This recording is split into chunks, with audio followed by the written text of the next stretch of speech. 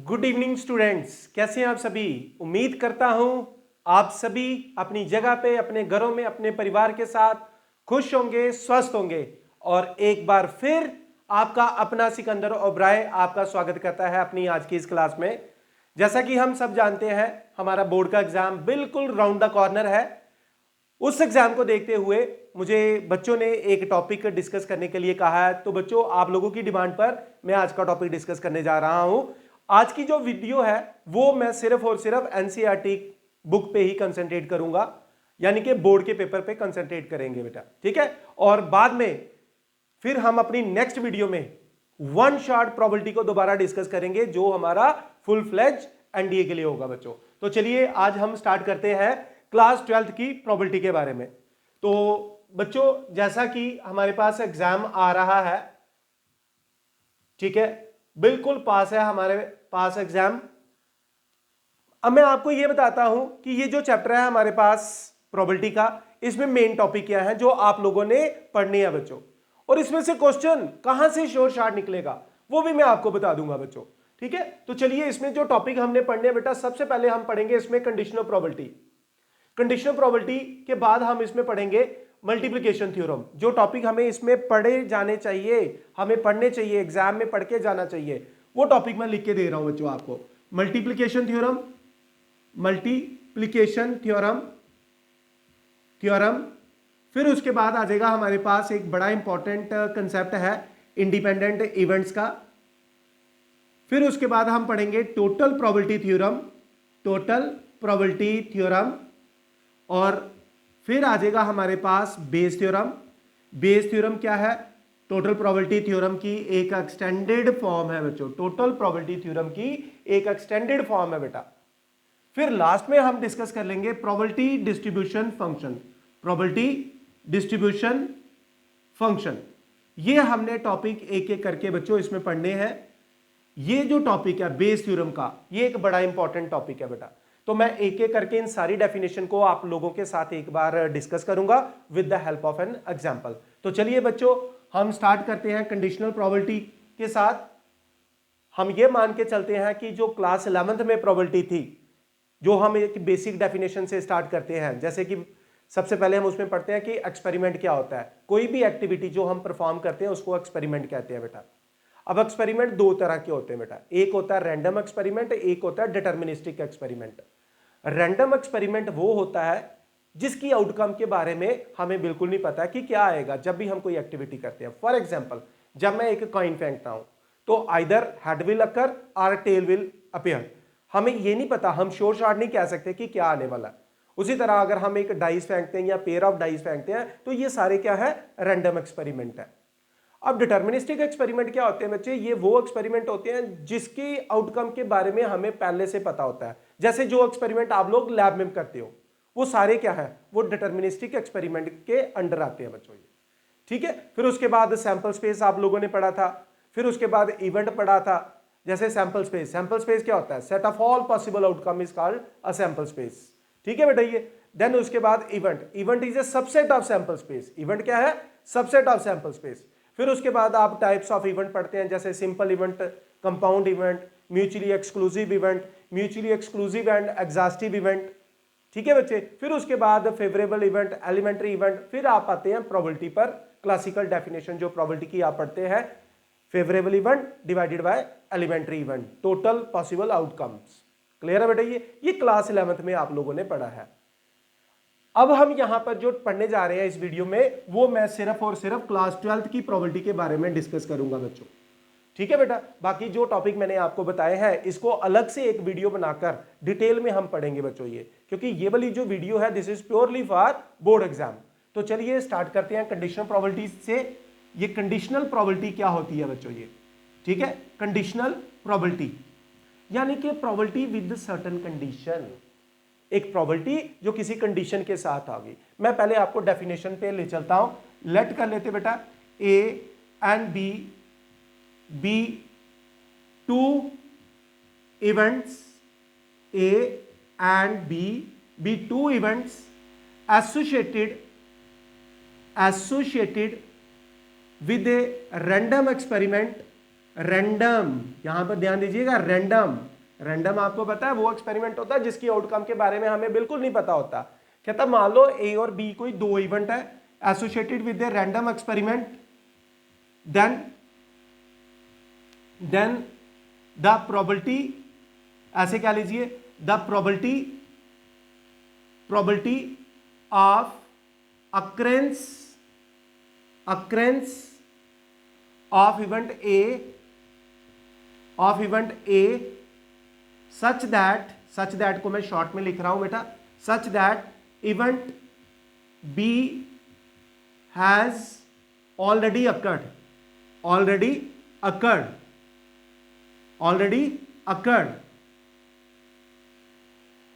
is called conditional probability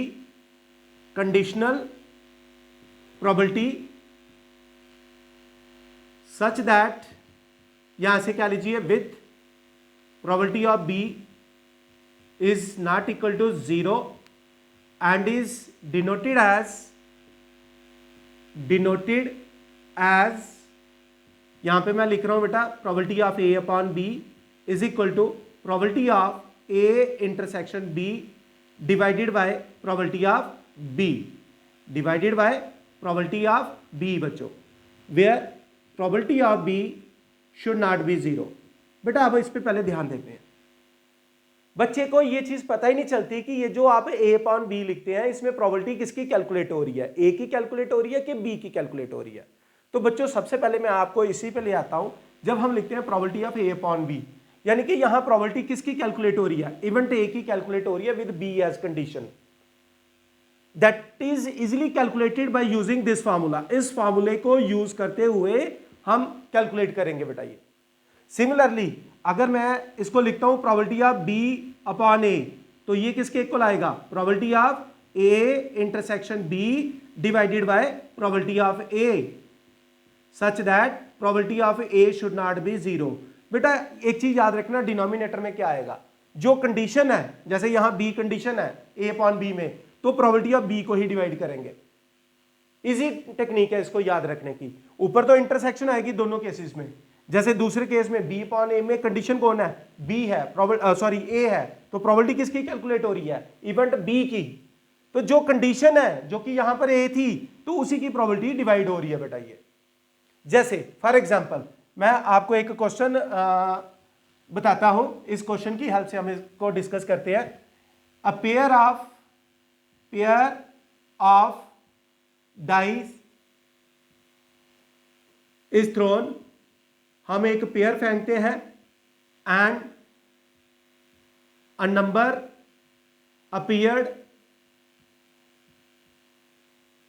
appeared to be, a pair of dice is thrown and number appeared to be as sum of 6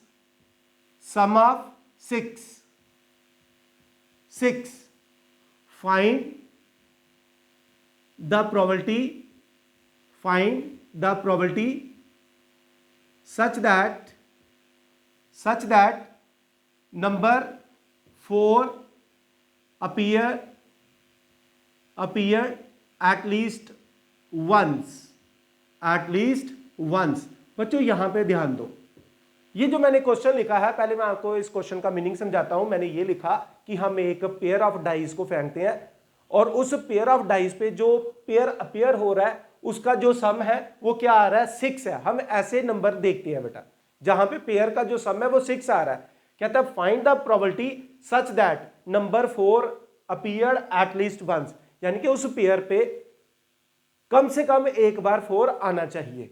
अब यहां पर एक चीज याद रखना बेटा, जब लिखा होता है ना फाइंड द प्रोबेबिलिटी, इसका मतलब इसकी प्रोबेबिलिटी, इस इवेंट की प्रोबेबिलिटी हमने सॉल्व करनी है। तो इसको आप इवेंट ए रख सकते हैं बेटा ये, या इवेंट बी भी रख सकते हैं। तो ये जो आपके पास है ये कंडीशन है, ये जो आपके पास है ये कंडीशन है बेटा, दिस इज कंडीशन, ये कंडीशन है बेटा ये। तो अगर आप इसको ए रखेंगे, फाइंड वाले पार्ट को अगर ए रखेंगे तो इसको बी रख लीजिएगा। तो सबसे पहले हम यहां पे लिख लेते हैं इवेंट ए क्या आ गया, number 4 appeared at least once. तो बच्चों मुझे ऐसे पेयर बताओ जहां पर कम से कम 4 एक बार आया हो। तो इसको फेवर करने के लिए कौन है? इसको फेवर करने के लिए 1 और 4 है, 2 और 4 है, 3 और 4 है। तो सर आप कहेंगे बच्चों कि सर 4 1 वाली तो पूरी लाइन आ गई, 4 1 4 2 4 3 4 6 तक। बिल्कुल बच्चों वो सारी आएगी, 5 4 भी आएगा और 5 उसके बाद 6 4 भी आएगा बेटा। तो कितने लोग आ जाएंगे, कितने पेयर सेटिस्फाई करेंगे इसको? 1 2 3 और 6 ये है पेयर, 9 और 2 11 बन गए। तो फेवरेबल केस कितने आ गए? 11। नाउ बी क्या है? Sum of number is 6, sum of number on a pair of dice is 6। कि ये जो पेयर आपके पास आ रहा है, ऐसे पेयर बताओ जहां पर जिसका सम क्या बन रहा है? 6 बन रहा है। तो बच्चों फेवरेबल क्या बन जाएगा इस केस में? फेवरेबल इसमें आ जाएगा सर 2 और 4 आ जाएगा। आप बोलेंगे, कोई कहेगा सर 4 और 2 भी लिख लीजिए, 1 और 5 भी लिख लीजिए। बिल्कुल 5 और 1 भी लिख लेते हैं, और 3 3 भी आ जाएगा बच्चों इस केस में, 3 और 3 भी आएगा बेटा ये। अब दोनों में कॉमन देखो क्या है, दोनों में कॉमन क्या है? दोनों में कॉमन क्या आ गए? ये 2 केस कॉमन आ गए। तो मैं यहां पर ए इंटरसेक्शन बी में कितने केस लिखूंगा? 2 केसेस आ गए। तो अब मुझे सॉल्व क्या करना है? I have to solve probability of A upon B. मैं यहां पर इसको मिटा रहा हूं, मुझे क्या सॉल्व करना है? ए अपॉन बी, क्योंकि वट वाले पार्ट को, फाइंड वाले पार्ट को मैंने इवेंट ए रखा हुआ है। तो बच्चों क्या आ जाएगा? इंटरसेक्शन। इंटरसेक्शन में कितने केस आ गए? 2 out of 36 divided by probability of B. B event ये है, इसमें कितने केस है? 1 2 3 4 और 5।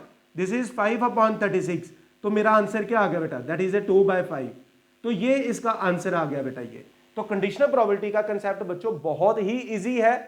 हमारी जो प्रोबेबिलिटी की फर्स्ट एक्सरसाइज है बेटा, फर्स्ट एक्सरसाइज ऑफ प्रोबेबिलिटी, सारे के सारे क्वेश्चन कंडीशनल प्रोबेबिलिटी के हैं बच्चों। ये चीज ध्यान रखना, जहां पे लिखा होता है ना फाइंड द प्रोबेबिलिटी, उसको इवेंट ए रख लो। छोटा सा एक ट्रिक बता रहा हूं। और लिखा हो such that, given that, it is given that, ऐसे लिखा हो, उसको कंडीशन मान लो बेटा। तो अकॉर्डिंगली आप ए अपॉन बी या बी अपॉन ए सॉल्व कर सकते हैं बेटा ये। तो ये है पहला कंसेप्ट हमारे पास कंडीशनल प्रोबेबिलिटी का बेटा। यानी कि हमारे पास प्रोबेबिलिटी आ रही है लेकिन with certain condition, with certain condition. देखो अगर यही क्वेश्चन ऐसा होता कि ये पेयर ऑफ डाइस फेंको और प्रोबेबिलिटी बताओ किसकी? ऐसे नंबर्स की जिसका सम जो आ रहा है 6 आ रहा है। तो 6 कैसे आता है बेटा? ये हमारे पास आ जाता, सॉरी ये वाले क्वेश्चन आ जाते, ये 5 के 5/36 इसका आंसर आता। बट यहां पर क्या आ रहा है? यहां पर एक कंडीशन बन के आ रही है, एक कंडीशन के साथ उसने पूछा बेटा ये। तो एक बार फिर मैं आप लोगों को बता रहा हूं बेटा, कंडीशनल प्रोबेबिलिटी में क्या है? मान लो ए और बी अगर कोई 2 इवेंट है, वो बोलेगा, वो क्वेश्चन में लिखा होगा या तो कि ए अपॉन बी सॉल्व करना है या बी अपॉन ए सॉल्व करना है। यानी कि यहां पर हमारे पास एक कंडीशन दी जाती है, उस कंडीशन के अंडर हमने क्वेश्चन को सॉल्व करना है, इसलिए हम इसको कंडीशन प्रोबेबिलिटी कहते हैं बच्चों। ये क्लियर है? ये आई होप आपको पहला कंसेप्ट क्लियर होगा। तो सभी बच्चों को अब एग्जाम बिल्कुल पास है, तो ये फॉर्मूला टिप्स पे रहना चाहिए।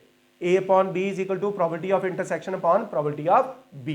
क्लियर है बेटा? सो जल्दी से आप इसको नोट कर लीजिए और अपनी फर्स्ट एक्सरसाइज के सारे क्वेश्चन आप लोग सॉल्व करेंगे बेटा। अब मैं दूसरा टॉपिक आप लोगों के साथ डिस्कस कर रहा हूं। दूसरा टॉपिक है हमारा मल्टीप्लिकेशन थ्योरम। दूसरा टॉपिक है मल्टीप्लिकेशन थ्योरम। ध्यान से देखिएगा बच्चों, फिर उसके साथ ही मैं आपको इंडिपेंडेंट इवेंट्स का कंसेप्ट भी बता दूंगा। मल्टीप्लिकेशन थ्योरम, मल्टीप्लिकेशन थ्योरम, ठीक है बच्चों। ये बेटा मल्टीप्लिकेशन थ्योरम को मैं एक एग्जांपल की हेल्प से समझाता हूं। मल्टीप्लिकेशन थ्योरम समझाने से पहले 2 चीजों का ध्यान रखना। एक याद रखना कि विद रिप्लेसमेंट का क्या मतलब है, विद रिप्लेसमेंट, और दूसरा केस होता है without replacement. Without replacement, with replacement और विदाउट रिप्लेसमेंट। मैक्सिमम टाइम क्या होता है, बच्चा इन 2 चीजों से कंफ्यूज रहता है कि ये मतलब क्या है, विद रिप्लेसमेंट और विदाउट रिप्लेसमेंट। देखो बच्चों, जैसे फॉर एग्जांपल मेरे हाथ में 2 मार्कर है, ये देखिए, I am having 2 marker in my hand. मैं कहता हूं कि यहां से हम एक मार्कर उठाएंगे विद रिप्लेसमेंट। हम कोई चीज उठाते हैं, सपोज करो मैंने ये चीज उठाई, ठीक है, तो मैंने उठाकर देखी और दोबारा रख दी। इसको बोलते हैं विद रिप्लेसमेंट, विद रिप्लेस, मतलब मैंने क्या किया, उठाया, देखा और फिर उसको रिप्लेस कर दिया। इसका मतलब जो वहां पे क्वांटिटी थी, रिजल्टेंट वहां जो था वो सेम रहा। अब विदाउट रिप्लेसमेंट में क्या होता है बेटा, जैसे हम कहते हैं कोई चीज उठानी है विदाउट रिप्लेसमेंट, तो हम यहां से चीज उठाते हैं और अपने पास छुपा लेते हैं, तो रिजल्टेंट क्या हो गया, कम हो गया। इसको कहते हैं बच्चों विदाउट रिप्लेसमेंट। पहले तो ये दो वर्ड अपने माइंड में याद रखना बेटा। ये now I am going to start multiplication theorem. क्या होती है बच्चों, मैं वो आपको बताऊंगा, फिर इसको हम जनरलाइजेशन भी कर देंगे इसकी। मान लो ऐसे लिख लेते हैं, ए बैग, मैं एक एग्जाम्पल की हेल्प से आपको समझा रहा हूं, क्योंकि मैं हमेशा कोशिश करता हूं कि अगर हम एग्जाम्पल देके, मुझे ऐसा लगता है कि अगर एग्जाम्पल देके हम कोई कंसेप्ट समझने की कोशिश करें तो जल्दी हम उस पर पकड़ बना सकते हैं बच्चों। ये अ bag contain 5 red and 4 black balls.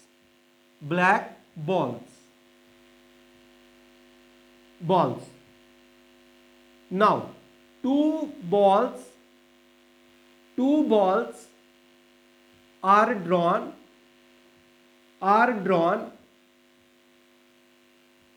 Without replacement. क्या, विदाउट रिप्लेसमेंट, ध्यान देना, with replacement and without replacement. With replacement में क्या होता है, चीज को उठाना, देखना, फिर रख देना। मतलब जो हमारे हाथ में, हमारे बैग में जो चीज है वो कम नहीं होगी विद रिप्लेसमेंट में।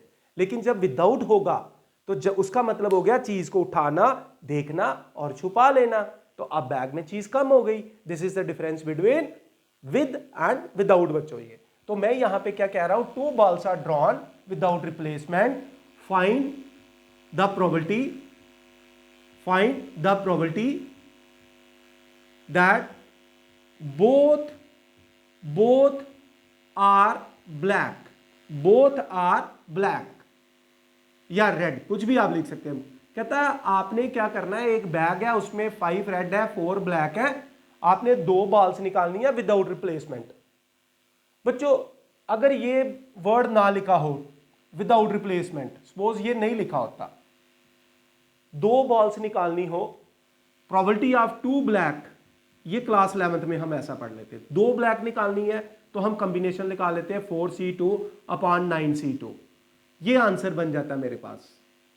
अगर ये वर्ड नहीं होगा तो यहां पर 4C2 और 9C2 का मतलब है कि 2 balls आपने इकट्ठी निकाल दी, हमें इकट्ठी नहीं निकालनी, क्योंकि जब वर्ड विद और विदाउट आता है तो विद रिप्लेसमेंट या विदाउट रिप्लेसमेंट बच्चों तभी पॉसिबल है जब आप चीज एक एक करके निकालेंगे। तो ये कंसेप्ट यहां पे नहीं लगेगा, ये कंसेप्ट यहां पे नहीं लगेगा बच्चों। ये वाला कंसेप्ट, ये कंसेप्ट होता अगर क्वेश्चन होता मेरे पास 2 balls are drawn, find the probability both are black, उसके लिए ये आंसर होता। अब मैं इस आंसर को नहीं लिखूंगा बच्चों। ये अब क्या करना है, विदाउट रिप्लेसमेंट है, यानी कि हमें 2 बॉल निकालनी है। पहले मैं आपको ऐसे जनरल सॉल्व करके बताता हूं। How many black balls are there, black आ गई आपके पास 4 और रेड आ गई आपके पास 5, तो मुझे दोनों ब्लैक निकालनी बेटा। पहले ब्लैक निकालते हैं, 5/9, टोटल 9 बॉल थी, एक निकाली बैग में से ब्लैक, देखी और छुपा ली। अब उसके बाद एक और निकालनी है, तो बच्चों जब आपने एक निकाल के छुपा ली थी, अब आपके पास बैग में तो 3 बच गई, तो अगली ऐसे निकलेगी 3/8। So this is your answer. ये आ गया 3, ये आ गया आपके पास 2, ये आ गया आपके पास 3, ये आ गया 3, तो आपके पास 1/6 बन गया बेटा। ये क्लियर है बात बच्चे। यही चीज अगर विद रिप्लेसमेंट करनी होगी, विद रिप्लेसमेंट, तो आप क्या करेंगे, 4/9, एक बॉल निकाली, देखी, फिर रख दी, फिर उसके बाद फिर से ब्लैक निकाल दी बच्चों, 4/9 फिर से आ गया बेटा। ये आपके पास बन गया विद रिप्लेसमेंट वाला केस, और ये बन गया आपके पास विदाउट रिप्लेसमेंट वाला केस, विदाउट रिप्लेसमेंट वाला केस। ये कंसेप्ट है हमारे पास मल्टीप्लिकेशन थ्योरम का। 2 बॉल निकालनी है, 3 बॉल निकालनी है, यानी कि हमने किया क्या, हमने दोनों ही ब्लैक निकाली है बेटा। ये अब इसको एग्जाम में आपने कैसे लिखना है ऐसे लिखेंगे बच्चों। ये मैं मल्टीप्लिकेशन थ्योरम के बारे में बता रहा हूं। Let A is the event of event of getting a black ball, हम एक ब्लैक बॉल निकाल रहे हैं बच्चों। दूसरी भी ब्लैक है, event of getting a black again, दूसरी भी ब्लैक निकालते हैं, ब्लैक बॉल इज ड्रॉन। तो मल्टीप्लिकेशन थ्योरम को ब्लैक एंड ब्लैक, दोनों ब्लैक, हम ऐसे भी लिख सकते हैं या मैं इसको प्रोबेबिलिटी ऑफ ए बी भी लिख सकता हूं। अब इसको कैसे लिखना है, मैंने एक बॉल निकाली ब्लैक, मैं दूसरी ब्लैक निकालने जा रहा हूं such that one black has been drawn. This is multiplication theorem, this is multiplication theorem. How many black balls are there, 4, so 4/9। अब क्या आएगा 3/8, आंसर वही आएगा जो मैंने पहले लिखा था। लेकिन इसको एग्जाम में कैसे लिखना है, ये टेक्निक है। क्लियर है बच्चों? ये तो ये कंसेप्ट याद रखना। अगर इसको हम जनरलाइजेशन कर दें, जनरलाइजेशन कर देते हैं मल्टीप्लिकेशन थ्योरम की। मान लो मैं इसको ले लेता हूं 3 event, A intersection B intersection C, तो मैं इसको ऐसे लिखूंगा बच्चों, प्रोबेबिलिटी ऑफ ए, फिर probability of B upon A, फिर एक और ब्लैक निकालेंगे C upon A B. C upon A B का मतलब है कि इवेंट ए और बी दोनों हो चुके हैं बच्चों। ये जनरलाइजेशन आ गई। तो ये याद रखना है, ये 1 मार्क्स में या एमसीक्यू में ये चीजें पूछी जा सकती हैं बच्चों आपको। थोड़ा सा मैं पानी पी लूं जरा।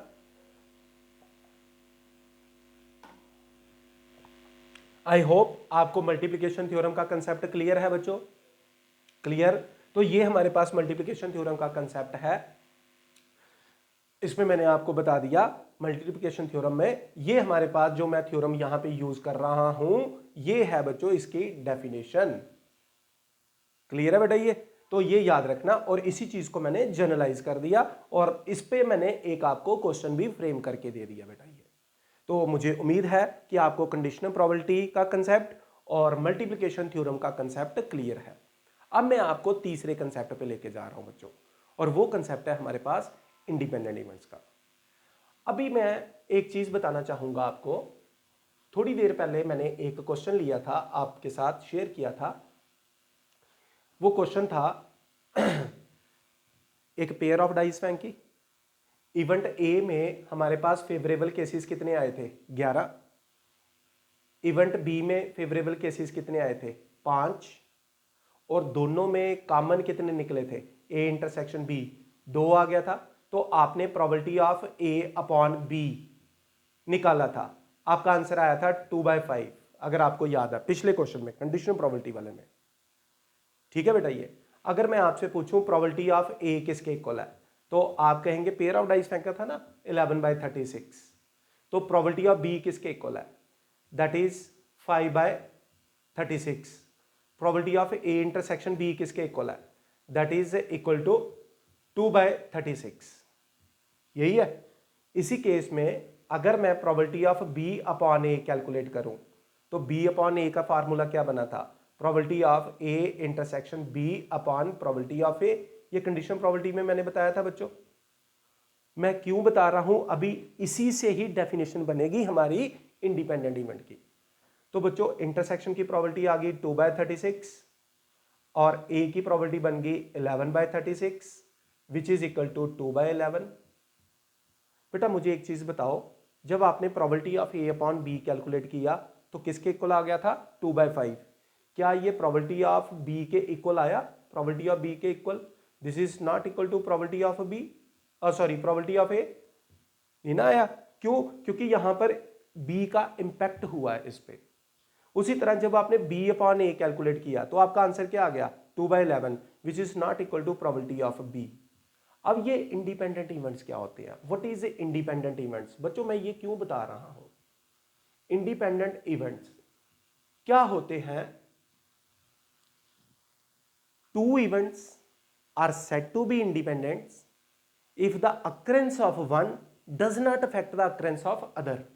क्या है बच्चों, two events A and B are independent if the occurrence of one event does not affect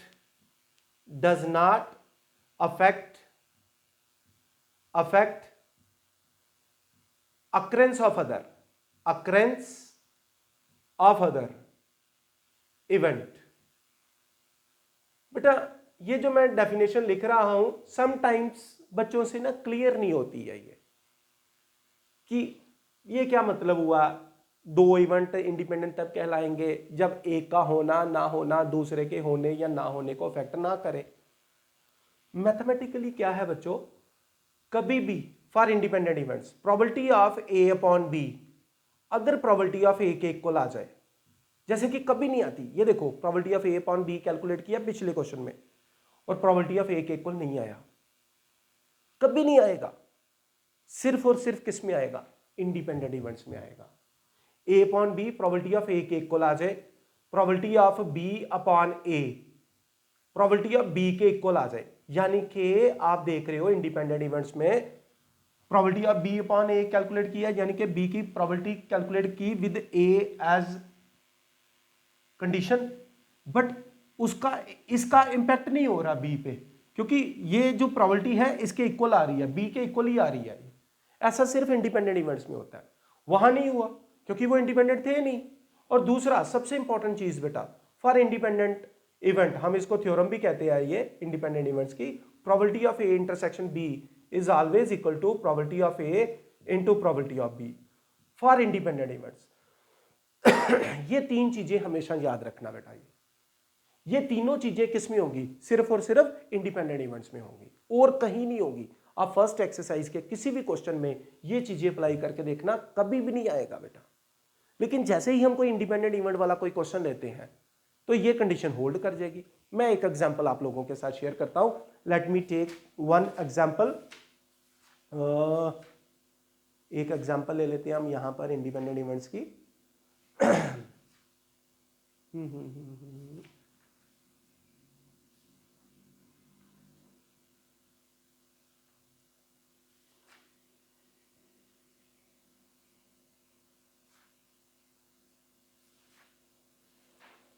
late me check, तब तक आप इसको रीड करिए बेटा।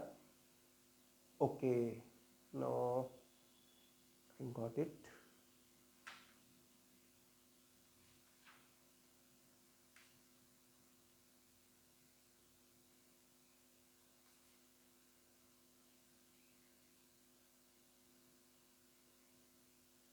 हाँ,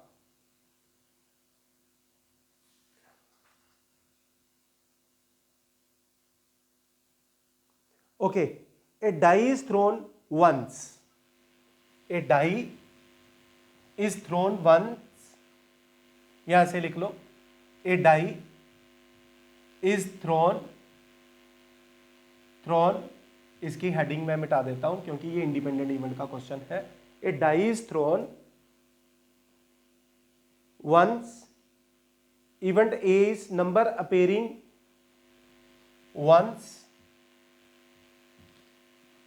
let event A number appearing is multiple of 3,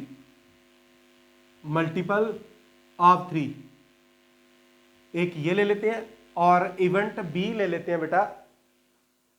appearing is multiple of 3, number appearing को मैं short में लिख रहा हूं, on die is even number. बच्चों पहले मुझे एक चीज बताओ, ए में कौन कौन आएगा, मल्टीपल ऑफ 3 क्या आगे, 3 और 6। जब आप एक डाइस फेंकते हैं टोटल केस बनेगा 1 2 3 4 5 एंड 6। मल्टीपल ऑफ 3 कौन सा आ गया, 3 और 6। बी इवन नंबर क्या आगे बेटा, इवन नंबर आगे हमारे पास 2 4 एंड 6। मुझे एक चीज बताओ, anything common, A intersection B, one case is common that is 6। अब मुझे एक काम करते हैं, सबसे पहले प्रोबेबिलिटी ऑफ ए कैलकुलेट करते हैं। दो केसेस हैं, 2/6 यानी कि 1/3। प्रोबेबिलिटी ऑफ बी भी कैलकुलेट करते हैं, 3/6 यानी कि 1/2। और probability of A intersection B भी ले लेते हैं, इंटरसेक्शन में कितने केसेस थे? इंटरसेक्शन में एक ही केस है बच्चों, there is only one case, that is A 6। तो इसकी प्रोबेबिलिटी क्या बन गई? 1/6। अब मुझे एक चीज बताओ, probability of A intersection B is equal to probability of A into probability of B आ रहा है बेटा। प्रोबेबिलिटी ऑफ ए कितना है? 1/3। प्रोबेबिलिटी ऑफ बी कितना है? 1/2। तो कितना आ गया? 1/6। और ये देखिए इंटरसेक्शन की प्रोबेबिलिटी बच्चों ये। तो यही चीज मैं कह रहा था कि probability of A intersection B is equal to probability of A into probability of B. ऐसा सिर्फ कहां होता है? ऐसा सिर्फ इंडिपेंडेंट इवेंट के केस में होता है बच्चों, और कहीं नहीं हो सकता, और कहीं नहीं हो सकता। और दूसरी चीज हम चेक कर लेते हैं probability of A upon B. तो ए अपॉन बी का फॉर्मूला क्या है बच्चों? Probability of A intersection B upon probability of B. तो जरा इंटरसेक्शन में कितने केस थे? इंटरसेक्शन की प्रोबेबिलिटी आ गई हमारे पास 1/6 और बी की प्रोबेबिलिटी आ गई बच्चों हमारे पास 1/2। तो let's simplify, this is 2/1, this is 1/3। तो जरा देखिए ए अपॉन बी की प्रोबेबिलिटी, ए अपॉन बी की प्रोबेबिलिटी और प्रोबेबिलिटी ऑफ ए, बेटा दोनों सेम आ रहा है बच्चों। मुझे उम्मीद है कि इस एग्जाम्पल की हेल्प से आपको इंडिपेंडेंट इवेंट का कंसेप्ट समझ आ गया होगा बच्चों। तो याद रखना, दो इवेंट इंडिपेंडेंट तब होते हैं if the occurrence of one does not affect the occurrence and non occurrence of other. But बेटा मैथमेटिकली आपने ये चीज याद रखनी है कि ये चीज इंडिपेंडेंट इवेंट्स में होती है हमेशा, और किसी इवेंट में नहीं होगी। This happens only in independent event, this is for independent events, independence event only. याद रखना बच्चों ये। अगर आपको ये चीज समझ आ गई तो समझो आपको प्रोबेबिलिटी का ये वाला कंसेप्ट बिल्कुल क्लियर हो गया बेटा। ये तो हमने तीन चीजें डिस्कस कर ली बेटा। सबसे पहले कंडीशनल प्रोबेबिलिटी क्या होती है, फिर उसके बाद हमने डिस्कस किया मल्टीप्लिकेशन थ्योरम क्या होती है, और उसके बाद हम आगे अपने इस कंसेप्ट पर यानी कि इंडिपेंडेंट इवेंट्स पे बेटा। ये आई होप ये तीनों चीजें क्लियर है बेटा। मैं तीन इंपॉर्टेंट फार्मूले आपको लिख देता हूं। Probability of A union B, ये क्लास 11th में भी आप पढ़ते हैं। Probability of A plus probability of B minus probability of A intersection B. General एक फार्मूला है, probability of A union B is equal to probability of A plus probability of B when A and B are mutually exclusive, are mutually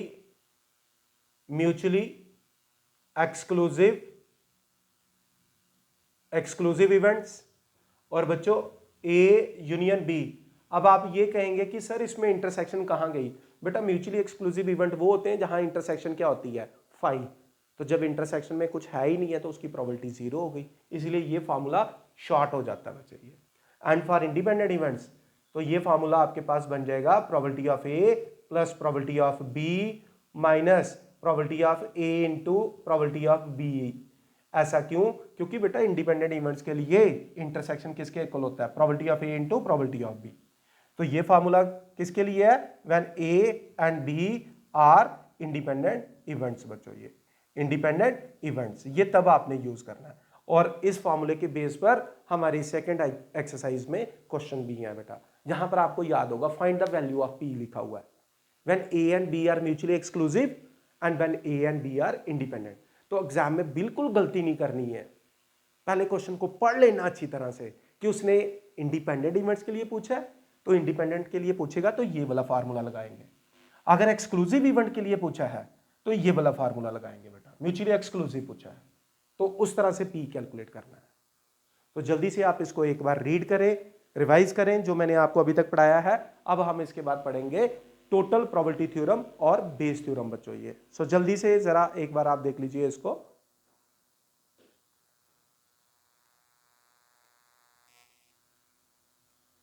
okay बच्चों, next topic है हमारे पास total probability theorem. Total probability theorem, इसी की फिर extended form हो जाएगी हमारे पास बेस थ्योरम। तो बहुत ही इंपॉर्टेंट टॉपिक है बच्चों, very very important topic total probability theorem, और उसके बाद हम पढ़ेंगे साथ ही साथ बेस थ्योरम। तो दो टॉपिक है जो हम हमें डिस्कस करते हैं बेटा। तो चलिए पहले हम इसकी डेफिनेशन लिखते हैं। लेट लिख लीजिए E1 E2 E3 E4 up to so on En be mutually exclusive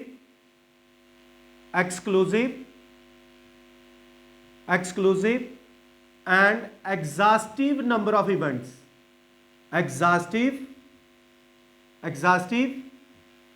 events associated with a random experiment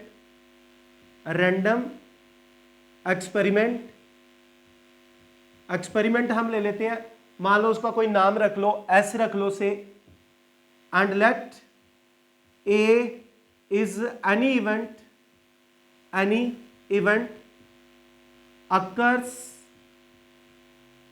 occurs with E1 or E2 or E3 or so on or En, then probability of A, अभी मैं आपको इसका proof, इसका meaning मैं समझाता हूं, अभी पहले मैं लिख लेता हूं इसको। Probability of E1, probability of A upon E1 plus probability of E2, probability of A upon E2 plus so on, probability of En, probability of A upon En बच्चों। ठीक है, इसको थोड़ा सा हम इस फॉर्म में लिख देते हैं, summation I start from 1 to n, probability of EI, probability of A upon EI बच्चों। ठीक है बेटा, तो ये है हमारे पास टोटल प्रोबेबिलिटी थ्योरम की स्टेटमेंट। मैं आपको ये समझाता हूँ, ये थोड़ा सा एक डायग्राम की हेल्प से ले लेते हैं बच्चों। मान लो हमने एक रैंडम एक्सपेरिमेंट किया बेटा, ये हमने क्या किया, एक रैंडम एक्सपेरिमेंट किया, ठीक है, एसोसिएटेड विद एक्सपेरिमेंट से एस। ठीक है बेटा, ये एक इवेंट ले लेते हैं बेटा, एक इवेंट ले लिया मैंने ए। ठीक है, एक इवेंट ले लेता हूं मैं E1, एक E2 ले लेता हूं, E2, E3 ले लेते हैं, E3 ले लेते हैं, एंड सो ऑन करते हुए हम एक En ले लेते हैं बच्चों। Is it clear? ये हमारे पास पोर्शन क्या आ गया, ये ए है, तो this portion is a intersection E1, ये ले लेते हैं हम ए intersection E2, this is A intersection E3 and so on, ये आ जाएगा हमारे पास ए इंटरसेक्शन En। क्लियर है बेटा ये? Is it clear? नाउ अब मुझे आप ये चीज बताओ, ए क्या है? पूरा जो इवेंट ए है वो क्या है, इन सब की यूनियन है। क्या है? इन सब की यूनियन है बच्चों। ये इवेंट ए क्या है, ये है हमारे पास A intersection E1 union A intersection E2 union so on करते हुए यूनियन ए इंटरसेक्शन En। ठीक है बेटा, ये यानी कि अगर मैं इस इवेंट ए की प्रोबेबिलिटी पूछूं तो क्या आएगा, probability of this event plus probability of this event plus probability of this event plus probability of this event, यानी कि probability of A intersection E1 plus probability of A intersection E2 plus so on, हम करते हुए इसको लिखेंगे probability of A intersection En बच्चों। Clear है? वापिस आए जरा probability of A upon B पर, कंडीशन प्रोबेबिलिटी में जो हमने पढ़ा था, किसके इक्वल था, probability of A intersection B upon probability of B. तो बच्चों क्या मैं इसको ऐसे लिख सकता हूं, probability of B into probability of, cross multiply किया बेटा, A upon B is equal to probability of A intersection B. I can write this term as, clear है? यानी कि ए इंटरसेक्शन बी को मैं ऐसे लिख सकता हूं बच्चों, क्रॉस मल्टीप्लाई करके। तो जरा यहां पे ध्यान दीजिए, तो इसका मतलब similarly probability of A intersection E1 है अगर, तो क्या मैं इसको ऐसे लिख सकूंगा, probability of E1 into probability of A upon E1 because of the same formula. तो यहां पर जरा हम इसको पुट कर देते हैं, ये बनेगा probability of E1, probability of A upon E1 plus similarly यहां पर आ जाएगा probability of E2 into probability of A upon E2 plus so on. ये क्या आ गया हमारे पास, probability of A probability of A intersection En का आएगा probability of En into probability of A upon En। तो बच्चों ये रहा इस थ्योरम का प्रूफ, टोटल प्रोबेबिलिटी थ्योरम। अब मैं आपको एक एग्जांपल बताता हूं, उस एग्जांपल से आपको ये पूरी तरह से क्लियर हो जाएगा बेटा। ये तो एक बार मैं फिर आपको बता रहा हूं इस थ्योरम की क्या स्टेटमेंट थी, और फिर इसके बाद ही हम डिस्कस करेंगे Bayes theorem. Let E1, E2, E3 up to so on En be mutually exclusive and exhaustive event. आपको पता होना चाहिए कि mutually exclusive and exhaustive event क्या होते हैं। ये वो इवेंट होते हैं जिसमें कोई भी कॉमन नहीं होता है, लेकिन जब हम इनकी यूनियन करते हैं तो ये सैंपल स्पेस बन जाती है बच्चों। तो क्या बन जाती है, सैंपल स्पेस बन जाती है। तो हमने बीच में एक इवेंट लिया और यहां पर मैंने एक पार्टीशंस बना दी बेटा। मैंने आपको ये कहा कि टोटल इवेंट ए किसके इक्वल है, टोटल इवेंट ए किसके इक्वल है, this portion plus this portion plus this portion plus this portion. इन सभी पोर्शन को अगर मिला दें, इन सबको अगर हम यूनियन से कंबाइन कर दे, that is equal to event ए।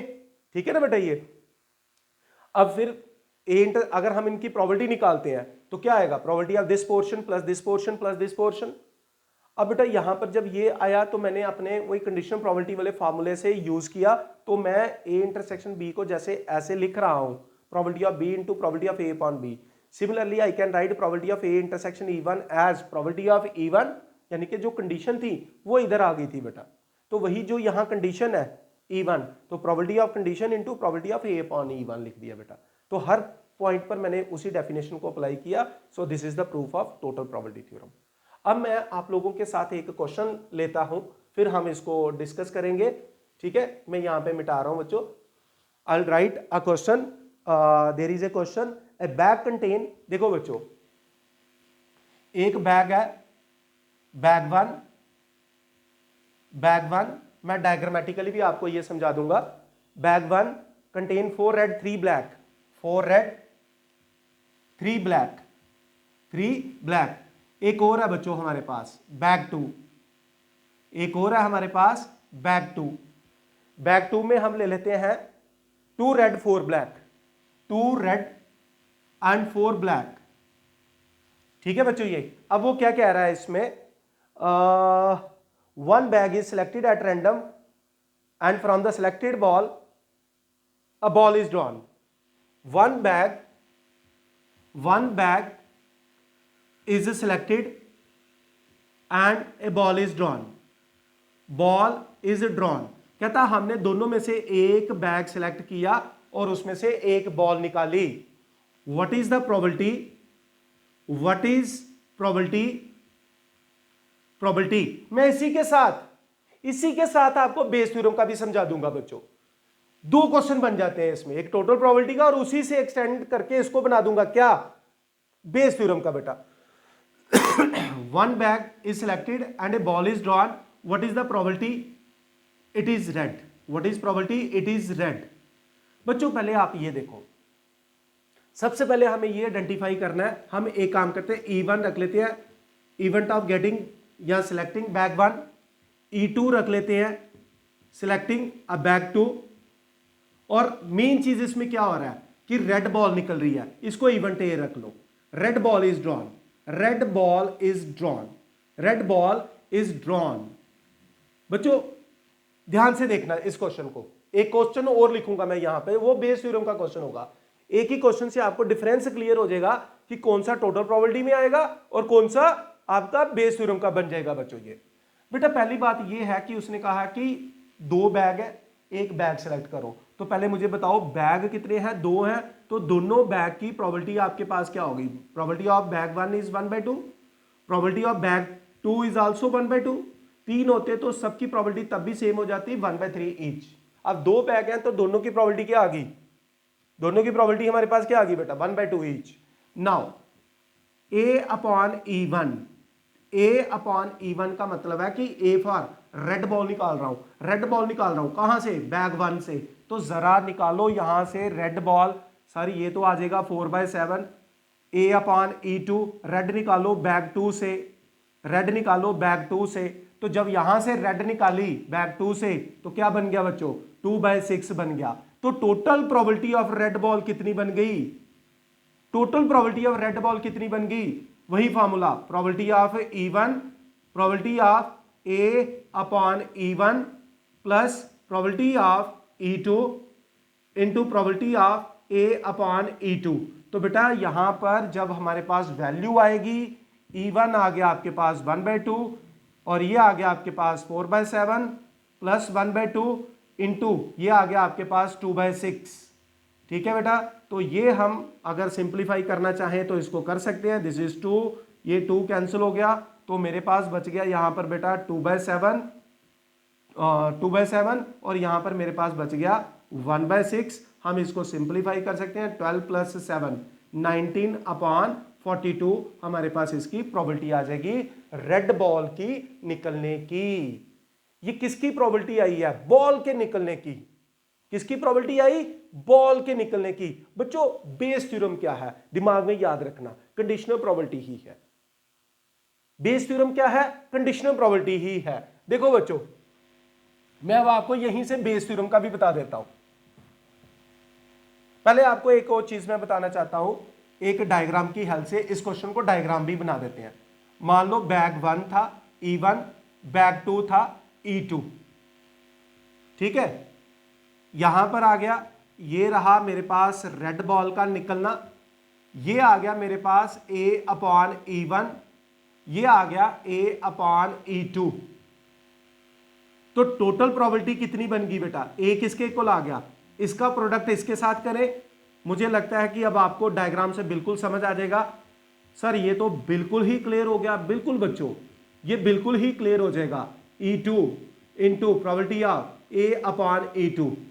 अगर बाई चांस मेरे पास 1 2 3 4 केस आ जाए, ये E1 आ गया, ये E2 आ गया, ये E3 आ गया, ये E4 आ गया, ये रहा इवेंट A, तो बेटा डायग्राम से इसको ज्वाइन कर लो। 1 2 3 आपको याद हो जाएगा, कभी भी पूरी लाइफ में नहीं भूलेगा। इसको लिखें आप A अपॉन E1, इसको लिखें A अपॉन E2, ये लिखें A अपॉन E3 और ये लिख दे A अपॉन E4। तो जनरलाइजेशन जब करेंगे तो प्रोबेबिलिटी ऑफ A क्या बन जाएगी। सर ये तो बहुत इजी हो गया डायग्राम से, बिल्कुल बच्चों ये बिल्कुल आसान हो जाएगा। तो आप इसको लिख सकते हैं probability of E1 into probability of A upon E1 plus फिर इन दोनों को probability of E2 into probability of A upon E2 plus probability of E3 into probability of A upon E3 और लास्ट में बेटा E3, लास्ट में आप इसको लिख दीजिए probability of E4 and probability of A upon E4। तो इस डायग्राम की हेल्प से आपको कभी भी पूरी लाइफ टोटल प्रोबेबिलिटी नहीं भूलेगी, आप इसको n नंबर ऑफ इवेंट के लिए याद रख सकते हैं बेटा। तो ये याद रखने के लिए क्या मैं यहां पे लिख देता हूं, याद रखने के लिए, याद रखने का फार्मूला ऐसे लिख देते हैं, का फार्मूला, फार्मूला ये इसको याद रखने का फार्मूला है। किसको, टोटल प्रोबेबिलिटी थ्योरम को याद रखने का फार्मूला डायग्राम की मदद से। तो बच्चों मुझे पूरी उम्मीद है कि प्रोबेबिलिटी का कंसेप्ट आपका कंडीशनल प्रोबेबिलिटी से शुरू होता हुआ आपको मल्टीप्लिकेशन थ्योरम, इंडिपेंडेंट इवेंट्स और अब ये टोटल प्रोबेबिलिटी थ्योरम। तो मेरा वादा था कि टोटल प्रोबेबिलिटी थ्योरम से ही आपको बेस थ्योरम का काम खत्म कर देंगे। चुटकियों में बेस थ्योरम खत्म बच्चों, और श्योर शॉट इसका क्वेश्चन आएगा बच्चे, ये श्योर शॉट। पुराने जितने भी पेपर आपके पास है सीबीएसई के पड़े हुए हैं, नहीं तो आप उन गूगल पे जाके डाउनलोड कर सकते हैं, आप उन पेपर्स को आपके पास पड़े होते हैं। ठीक है बच्चों, तो बड़ी आसानी से पेपर मिल जाते हैं हमें ऑनलाइन, आप देखिएगा जरूर और जरूर बेस थ्योरम के क्वेश्चन वहां पर आपको मिलेंगे। तो चलिए जरा अब इसी पे आ जाते हैं बच्चों। मैं ये मिटाने जा रहा हूं, आप एक बार इसका स्क्रीनशॉट ले लें या नोट कर लीजिएगा। सो ओके, नाउ मैंने आपसे वादा किया है कि बेस थ्योरम को अलग से याद रखने का कोई काम नहीं है। इसी क्वेश्चन में दूसरी चीज लाते हैं, one bag is selected at random and A ball is drawn, same question लिख रहा हूं, one ball is drawn and found out to be red,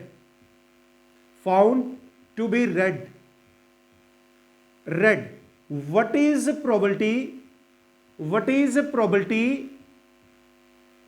it is drawn from bag 1, बच्चों ये देखो कंडीशनल जोड़ दिया, ये क्या था, रेड बॉल की टोटल प्रोबेबिलिटी निकाल दिया आपने। अब मैंने आपसे क्या पूछा कि क्या प्रोबेबिलिटी है कि वो बैग 1 से निकले, सर ये तो बड़ा इजी है, बैग 1 से निकालना है, किसको, रेड को, तो क्या करें, आप सिंपली लिख दो बच्चों, probability of E1 A upon E1, bag 1 से निकलने की तो यही प्रोबेबिलिटी है, upon total probability, summation of I equal to 1 to n probability of EI into probability of A upon EI। Sir ये तो बहुत आसान काम हो गया, तो इसकी प्रोबेबिलिटी क्या बन गई बच्चों, इसकी प्रोबेबिलिटी आ गई आपके पास 1/2 इंटू A अपॉन E1 यानी कि 4/7, और नीचे क्या आ जाएगा बेटा, टोटल प्रोबेबिलिटी क्या थी, ये आपने निकाला हुआ है 19/42, 19/42 आपने निकाला है। तो बच्चों इसको सॉल्व कर दो, 4/14 इंटू 42/19 आ गया बच्चों। सो दिस इज 14 3 तो ये बन गया बेटा आपके पास 12/19 बेटा। This is your Bayes theorem, आपको डिफरेंस क्लियर हो जाएगा बच्चों बेस थ्योरम का बेटा। ये बेस थ्योरम है, ये टोटल प्रोबेबिलिटी थ्योरम है। एक ही क्वेश्चन से हमने दोनों यानी कि एक तीर से हमने दो निशाने किए हैं, हमने टोटल प्रोबेबिलिटी थ्योरम को भी किल करा और बेस थ्योरम को भी हमने चुटकियों में उड़ा डाला बच्चों। ये तो बेस थ्योरम है क्या है, बेसिकली एक कंडीशनल प्रोबेबिलिटी है और कुछ नहीं है बेटा, ये वही है जो हम पहले पढ़ के आ रहे हैं बेटा, ये दैट्स इट। ये है हमारे पास बेस थ्योरम का कंसेप्ट बच्चों। अब हमारे पास डिफरेंट चीजें हैं, डिफरेंट क्वेश्चन है। थर्ड एक्सरसाइज में बहुत अच्छे क्वेश्चन है बच्चों, जैसे होस्टलियर वाला क्वेश्चन है, 3 काइंस है टॉस किए, जिसमें से एक बाइस्ड काइन है, एक अनबाइस्ड काइन है और एक काइन ऐसा आता है 2 हेडेड काइन है। ये क्वेश्चन बहुत इंपॉर्टेंट है। एक इंश्योरेंस वाला है, ट्रक कार और स्कूटर ड्राइवर वाला, वो क्वेश्चन बहुत इंपॉर्टेंट है। फिर एक क्वेश्चन है a die is thrown if 1 2 3 4 occurs, girl throw coin once, वो गर्ल वाला क्वेश्चन बहुत इंपॉर्टेंट है। और एक लास्ट में वो डायमंड कार्ड इज लॉस्ट। ये क्वेश्चन कुछ बड़े इंपॉर्टेंट क्वेश्चन है जिसको अच्छी तरह से आप प्रिपेयर करेंगे बेटा। ये ठीक है, तो उम्मीद करता हूं आपको ये कंसेप्ट मेरा सारा समझ आ गया होगा बच्चों। तो अब हम इसके बाद अपने लास्ट टॉपिक पे जा रहे हैं बेटा, that is A probability distribution function. फिर हम इसको वाइंड अप कर देंगे बेटा। ये तो जल्दी से आ जाइए अपने एक लास्ट टॉपिक पे, that is a probability distribution function, probability distribution function। तो बच्चों मैं इस क्वेश्चन को भी आपको एक एग्जाम्पल की हेल्प से ही समझा दूंगा बेटा, ताकि आपका ज्यादा टाइम ना लगे और बड़ी आसानी से आपका ये कंसेप्ट भी क्लियर हो जाए बेटा। ये तो उम्मीद करता हूं बच्चों जो मैंने आपको बताया है, अगर आपका कोई डाउट है तो आप मुझे पर्सनली कॉल कर सकते हैं बेटा, आप मुझे पर्सनली कॉल कर सकते हैं बच्चे। ये ठीक है, तो मैं आपका डाउट क्लियर कर दूंगा। तो आ जाइए, प्रोबेबिलिटी डिस्ट्रीब्यूशन क्या है बेटा। ये 2 coins are tossed, 2 coins are tossed, find probability distribution of number of head, find mean. कभी कभी वेरिएंस भी आता था, अब शायद सीबीएसई ने उसको डिलीट करा हुआ है, तो मैं एक ही क्वेश्चन से दोनों चीजें आपको बता देता हूं बेटा। सबसे पहले आपने ये देखना बेटा काइन कितनी बार फेंका, 2 काइंस फेंके गए हैं, तो सैंपल स्पेस क्या आ गया, 2 काइंस में सैंपल स्पेस दोनों हेड हो जाएंगे, हेड और टेल हो जाएगा, टेल और हेड हो जाएगा, या दोनों टेल आ जाएंगे बेटा। प्रोबेबिलिटी डिस्ट्रीब्यूशन में सबसे पहले आपने ये चेक करना है कि डिस्ट्रीब्यूशन किसकी है, नंबर ऑफ हेड की। तो लेट कर लेते हैं बच्चों एक random variable x denote probability distribution of number of heads. Number of heads. बच्चों जब आप प्रोबेबिलिटी डिस्ट्रीब्यूशन सॉल्व करेंगे आपने ये देखना कि वो वाला इवेंट मैक्सिमम कितनी बार हो रहा है। जैसे अगर आपने हेड की बात करी है तो मैक्सिमम हेड कितने आ रहे हैं, 2 आ रहे हैं, तो बेटा पहले मैक्सिमम ढूंढ लो कितनी बार आ रहा है।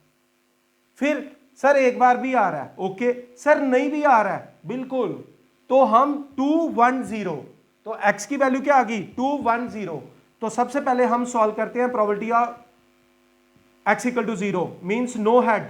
इसका मतलब क्या हो गया, नो हेड। तो बेटा नो हेड वाले कितने केस हैं, सर एक ही केस है 1/4। फिर x इक्वल टू 1 यानी कि प्रोबेबिलिटी ऑफ 1 हेड, तो 1 हेड वाले कितने केस आ गए बच्चों, 1 हेड वाले केस आ गए 2 केस हैं सर 2/4।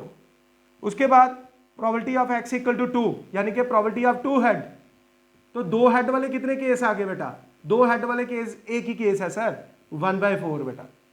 That's it. डिस्ट्रीब्यूशन में करना क्या है, बेसिकली 1 को डिस्ट्रीब्यूट करना है over different values of variable. तो इसका अगर मैं डिस्ट्रीब्यूशन टेबल बनाता हूं बच्चों, ये देखिए, ये है रैंडम वेरिएबल x और उसकी प्रोबेबिलिटी, x की वैल्यू 0, 1 और 2 आई।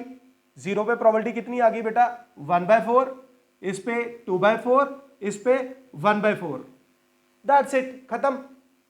अब अगर इसका मीन सॉल्व करना है, उसने कहा फाइंड द मीन, तो बच्चों इसके लिए सबसे पहले आप क्या करो, x और इसकी प्रोबेबिलिटी को मल्टीप्लाई कर लो बेटा फॉर मीन। तो मीन के लिए हमारे पास क्या आ जाएगा, ये 0, ये 2/4, दिस इज 2/4, तो मीन म्यू, मीन म्यू, या हम इसको एक्सपेक्टेशन ऑफ x भी कहते हैं बच्चों, that is equal to sum of किसका, xi और उसकी प्रोबेबिलिटी का, यानी कि इनका सम, यानी कि 0 2/4 प्लस 2/4, दैट इज क्या बन गया 1/2 प्लस 1/2, दैट्स इक्वल टू 1। तो मीन नंबर ऑफ हेड्स क्या आ गया, दैट इज ए 1। तो ये बच्चों मैंने आपको प्रोबेबिलिटी डिस्ट्रीब्यूशन का कंसेप्ट एक एग्जांपल की हेल्प से बताया बेटा। ये तो ये था हमारे पास प्रोबेबिलिटी इन वन शॉट। ये मैंने सिर्फ आपका रिवाइज करवाया बेटा आपके बोर्ड के पेपर को ध्यान में रखते हुए, जैसा कि बच्चों की डिमांड थी। मैंने पहले ही बोला हुआ है, सबसे पहले मैं टॉपिक वो डिस्कस करूंगा जो ऑन डिमांड है, जिन टॉपिक्स में बच्चों को दिक्कत आ रही है बेटा। उम्मीद करता हूं कि मेरी इस वीडियो में आपके जितने भी डाउट थे या आपका एक बार फिर से रिवाइज हो गया, तो मुझे पूरी उम्मीद है कि इस वीडियो की हेल्प मदद से आपके सारे डाउट क्लियर हो जाएंगे। तो एक एक करके सभी एक्सरसाइज को, साथ ही साथ मैंने ये बता दिया कि इसमें सबसे इंपॉर्टेंट चीज क्या है, बेस थ्योरम को तो छोड़ना ही नहीं है बच्चों। 12 क्वेश्चन अच्छी तरह से प्रैक्टिस कर लो, जो मैंने बताए भी हैं कौन कौन से करने हैं। फिर इंडिपेंडेंट इवेंट वाला केस, वो 3 इंपॉर्टेंट फॉर्मूले भी मैंने बताए बच्चों ये। सो सभी को ऑल द बेस्ट आपके अपकमिंग बोर्ड एग्जाम के लिए, ठीक है। गॉड ब्लेस यू ऑल, और सदा खुश रहें, अपने फैमिली के साथ, अपने परिवार के साथ हेल्दी रहें, ठीक है। तो ऑल द वेरी बेस्ट बेटा। कल हम अपनी नई वीडियो में मिलेंगे एक नए टॉपिक के साथ। तो एक बार फिर आपका अपना Sikandar Oberoi from SR classes. तो आज की क्लास को मैं यहीं पे वाइंड अप कर रहा हूं बच्चे। सो गॉड ब्लेस यू ऑल, जय हिंद बच्चों।